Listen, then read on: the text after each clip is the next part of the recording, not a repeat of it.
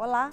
A classificação indicativa é um instrumento importante de auxílio às famílias sobre conteúdos impróprios ou pode configurar uma censura à liberdade de expressão de informação.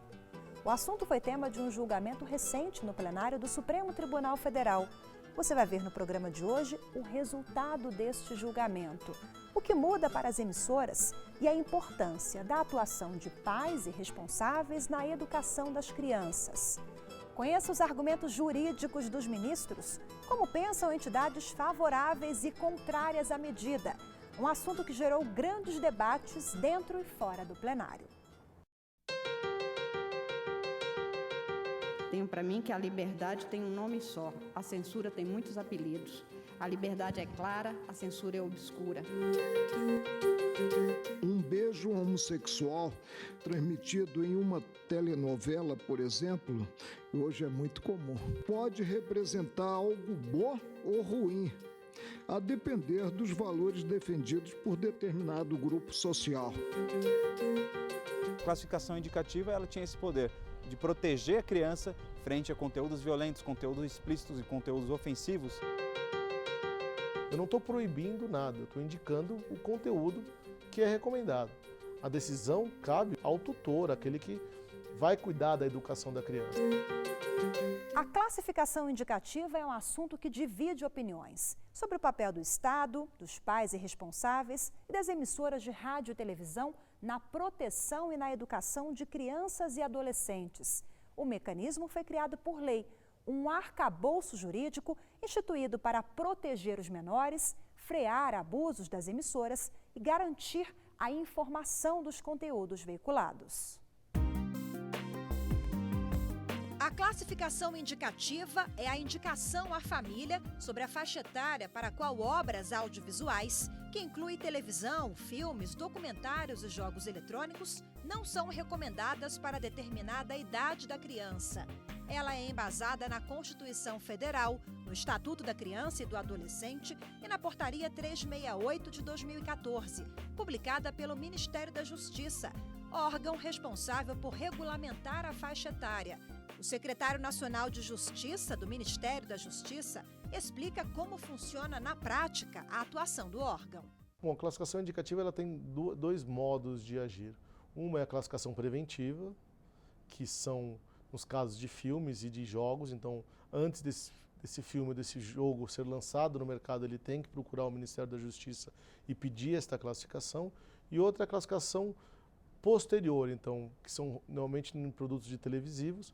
A emissora vem, nos fornece o material, já auto-indica a classificação que ele tem de correta e aí nós vamos fazer a verificação se está adequado ou não. As emissoras são obrigadas a informar no início de cada programa com um selo indicativo a faixa etária adequada, como esse que aparece na tela, já que o nosso programa tem classificação livre.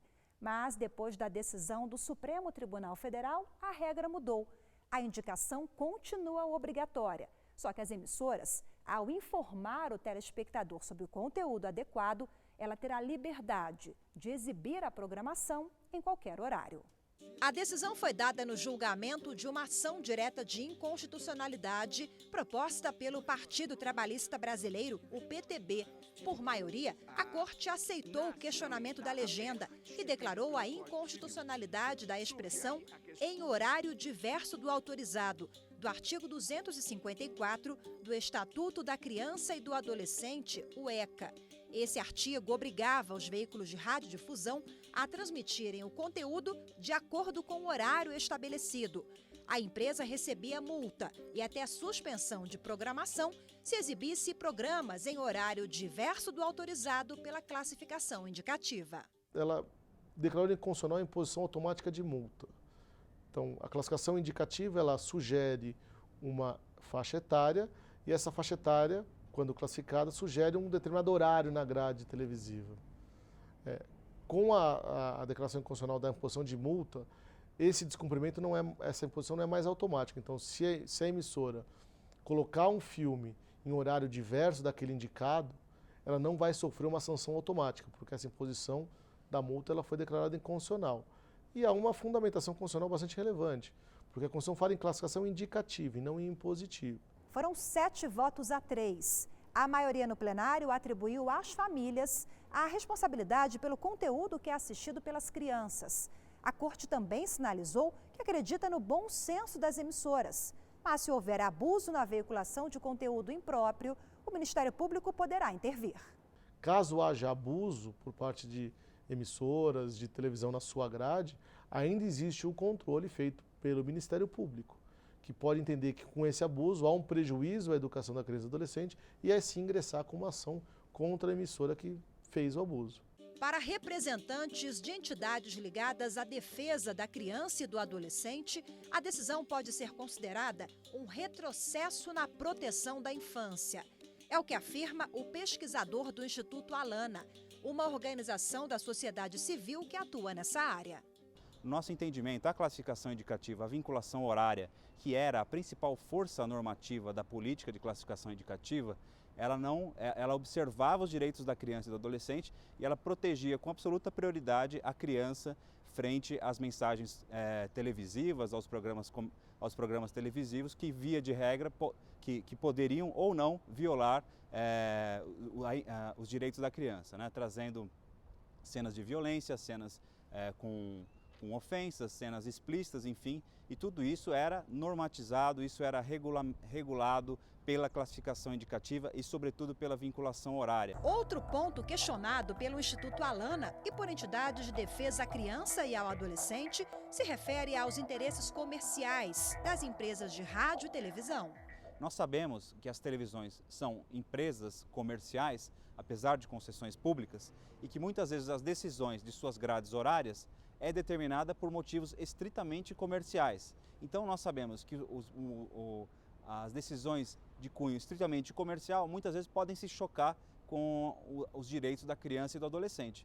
Então, para a emissora, se um conteúdo pode render mais anunciantes ou mais e melhores anunciantes no sentido financeiro durante o horário da tarde, e se esse conteúdo for inapropriado para menores de 18 anos, por exemplo, essa emissora agora tem o direito, né, abre-se essa brecha para que ela possa veicular esse conteúdo inapropriado de manhã, à tarde. A possibilidade da classificação indicativa ser considerada como uma censura prévia foi um ponto sensível neste julgamento. Mas nesta questão é importante ressaltar que a classificação não realiza nenhum tipo de corte, edição do material audiovisual, nem determina a retirada do ar de determinado conteúdo considerado impróprio. Ela apenas sugere a veiculação de um programa a determinada faixa etária adequada. A gente teve um debate muito grande agora se classificação indicativa é censura. Não é censura, por isso que é um avanço a classificação indicativa nesse sentido. Eu não estou proibindo nada, estou indicando o conteúdo que é recomendado. A classificação indicativa, ela jamais edita, ela jamais retira, ela jamais interfere no conteúdo da produção audiovisual, da produção televisiva.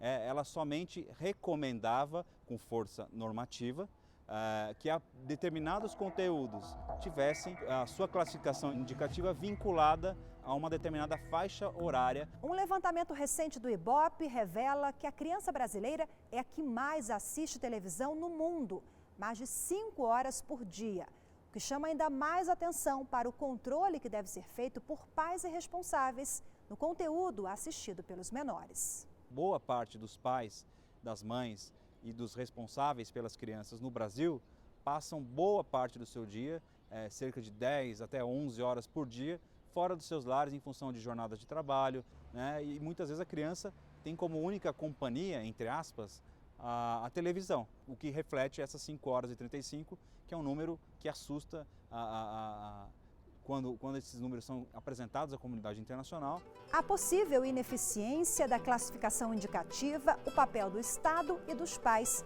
foram temas dos votos dos ministros. A exibição do aviso de classificação indicativa tem um efeito pedagógico. Ao se esclarecer as faixas etárias às quais as atrações não são apropriadas, exige-se reflexão por parte do telespectador e dos responsáveis. Mas esse é um debate muito difícil, tem que ser travado com toda a sociedade e, sobretudo, com o Congresso Nacional. Nós temos muito a evoluir nesse sentido. Os detalhes você vai ver no próximo bloco.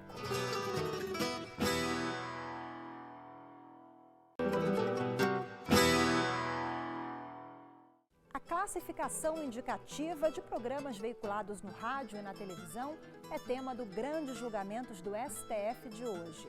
Você vai ver a decisão recente do plenário do Supremo, que entendeu que as emissoras têm liberdade de horário de veiculação dos programas, independentemente da faixa etária determinada pelo Ministério da Justiça. As emissoras, porém, continuam obrigadas a exibir o selo de recomendação com a faixa etária adequada ao programa. Antes da decisão do Supremo, as emissoras que não exibissem o programa dentro do horário determinado estava sujeita à multa e à suspensão da programação. A ação questionando o artigo do ECA, Estatuto da Criança e do Adolescente, que determinava a multa, foi proposta pelo PTB, Partido Trabalhista Brasileiro, com o apoio da Associação Brasileira de Emissoras de Rádio e Televisão, a ABERT. A censura é um mal que não ousa pronunciar o seu nome, não ousa identificar-se como tal. Ainda pespontam no cenário jurídico brasileiro formas veladas, escamoteadas de censura. E este é o caso, precisamente, da classificação de diversões públicas e programas de rádio e televisão, feita na forma deste dispositivo impugnado, parcialmente impugnado na presente ação direta de inconstitucionalidade. Vejam que a pena cominada a essa infração é gravíssima. Além da pena pecuniária, há a previsão da suspensão da programação da emissora por até 2 dias, em virtude, repito, da veiculação de um programa em horário diverso do autorizado. O que fez o ECA nesse dispositivo, nesse artigo 254? Transformou o que era indicativo em obrigatório, transformou o que era recomendação num instrumento coercitivo. Cada família, de acordo com a sua formação, com os seus valores, com a sua religião, tem o direito de escolher isso em relação aos filhos. O julgamento começou em 2011, foi interrompido por pedidos de vista e concluído no último dia 31 de agosto, com placar de 7-3. A maioria acompanhou o relator, ministro Dias Toffoli. Ele entendeu que a classificação indicativa deve ter caráter pedagógico e não impositivo. A liberdade de programação deve abranger a possibilidade de emitir qualquer programa, independentemente do seu conteúdo ou da sua qualidade, sendo essa matéria reserva da empresa de radiodifusão. A administração ou qualquer outro órgão do poder público não pode impedir, condicionar ou impor a difusão de quaisquer programas. Não deve o Estado substituir os pais na decisão sobre o que podem ou não os filhos assistir na televisão ou ouvir no rádio. Deve sim o Estado dotar os pais, as famílias, a sociedade como um todo dos meios eficazes para o exercício desse controle, para que eles possam, inclusive, se envolver na discussão e na decisão sobre o que é veiculado, seja com a informação sobre a programação, seja por meio de mecanismos eletrônicos de seleção ou dos meios legais para que busquem no Poder Judiciário o controle de qualidade dos programas exibidos. A maioria seguiu o mesmo argumento. Os ministros entenderam que a norma fere a garantia constitucional da liberdade de expressão, pois limita as empresas a seguirem recomendação imposta pelo poder público. A reinauguração do regime democrático no cenário político brasileiro, operada pela Constituição de 1988, encontra uma de suas expressões mais caras na preservação de uma imprensa livre e independente que possa dar voz com desenvoltura às diversas manifestações populares, mesmo diante da atuação do poder público. A Constituição de 1988 conferiu à atividade de classificação do conteúdo dos programas de rádio e televisão o caráter pelo Estado exclusivamente indicativo, como resulta da previsão expressa do artigo 21, inciso 16º do texto. Tenho para mim que a liberdade tem um nome só, a censura tem muitos apelidos. A liberdade é clara, a censura é obscura. como foi dito da tribuna pelo doutor Gustavo, a censura não diz o seu nome, mas ela se apresenta das mais subrepetícias e subliminares formas. Na década de 70, eu me lembro de ter começado a ver televisão e ainda ficou de cor para mim quando aparecia um programa e aparecia uma tela mostrando a autorização do programa. E era serviço do Departamento de Censura da Polícia Federal para exibição neste horário e canal. E guarda o nome da senhora. Infelizmente, se a Justiça tem uma mulher como símbolo, a censura também teve no Brasil, que assinava este documento que aparecia todas as vezes. E eu já disse aqui num julgado que a mordaça é tudo que nega a essência, principalmente o que constrange a minha geração. Nesta ação, a União veio afirmar, pela prestigiosa advocacia, com a competência de sempre, que o caso não diz com a censura, mas seria um mero sistema de indicação. Acho que não, acho que o que se pôs e o voto do ministro Dias Toffoli dá bem, e agora também do ministro Fux, dá bem a dimensão de que se tem aqui, sim, uma situação de ameaça à liberdade e, portanto, não apenas de uma mera indicação. A liberdade de imprensa não é uma fórmula prescritiva oca, vazia, não é uma, digamos assim, não é uma bolha normativa. Liberdade de imprensa não é uma bolha normativa. Tem conteúdo. E a Constituição indica esses conteúdos, que são indevassáveis. O Estado, diz a Constituição, tem que possibilitar à família, mediante lei, meios para que a família se proteja. O discurso aí é de autoproteção, é de autotutela. A família que decide. Foram várias interrupções desde que a ação começou a ser julgada pelo Supremo em 2011. 2 pedidos de vista. Você vai ver agora como foram as últimas manifestações dos ministros. Ao atribuir à União competência para classificar diversões públicas e programas de rádio e televisão, artigo 21(16), a Constituição Federal somente teria consentido com um modelo regulatório bastante contido, de perfil indicativo. Trata-se, portanto, de um modelo de regulação nitidamente tarifado, de cláusulas fechadas, que não admite o exercício das faculdades clássicas do poder de polícia do Estado, senão que lhe impõe um dever de colaboração com as famílias. É certo que em uma sociedade pluralista haverá divergência quanto à maneira adequada de educar as crianças e os adolescentes. A doutrina estrangeira revela que a diversidade das sociedades, eu cito o autor, a diversidade das sociedades modernas aumenta a probabilidade de mensagens transmitidas pelos meios de comunicação ofenderem os valores de grupos sociais. A receptividade ou não de uma mensagem decorre das crenças, perspectivas ou preferências do grupo atingido.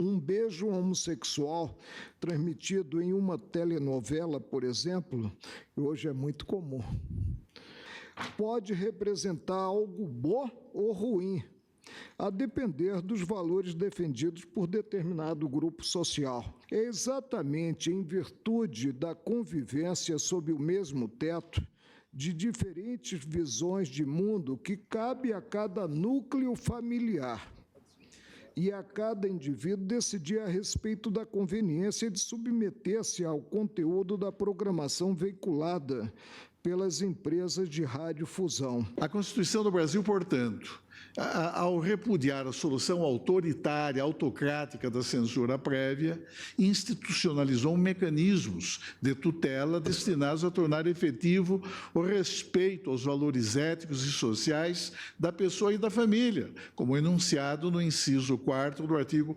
221 de nossa Carta Política, garantindo-lhes a possibilidade de se defenderem de programas ou de programações de rádio e televisão, eventualmente ofensivos daqueles padrões axiológicos. Para os ministros Edson Fachin, Rosa Weber e Ricardo Lewandowski, o Estado deve ajudar as famílias na formação das crianças.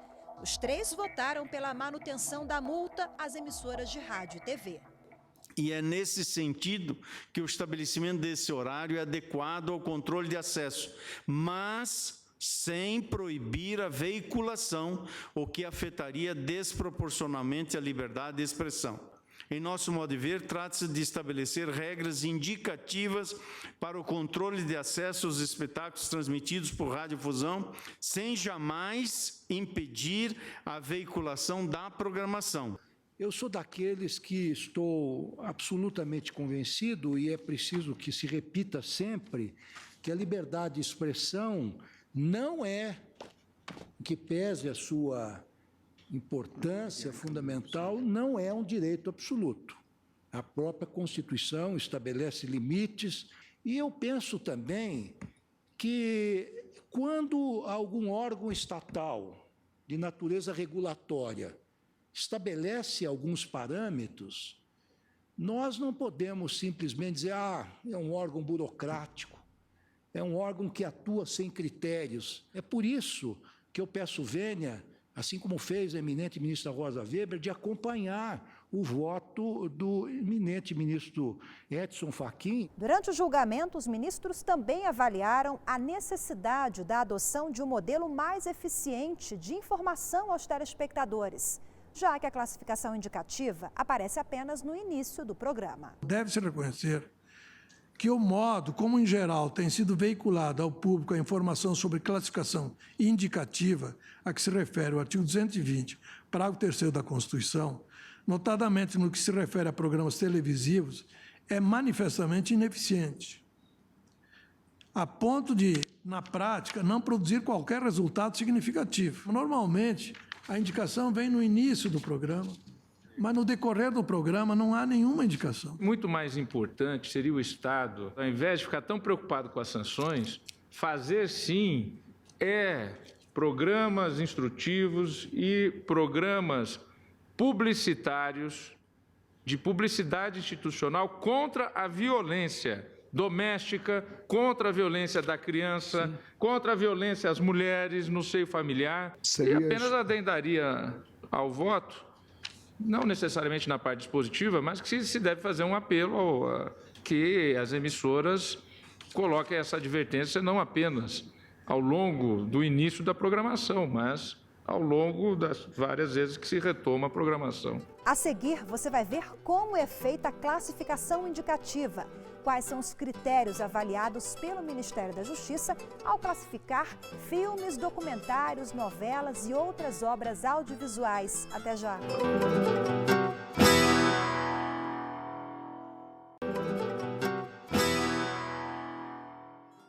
Estamos de volta com o programa Grandes Julgamentos do STF sobre classificação indicativa. Você vai ver agora como ela é feita e quais os critérios avaliados pelo Ministério da Justiça.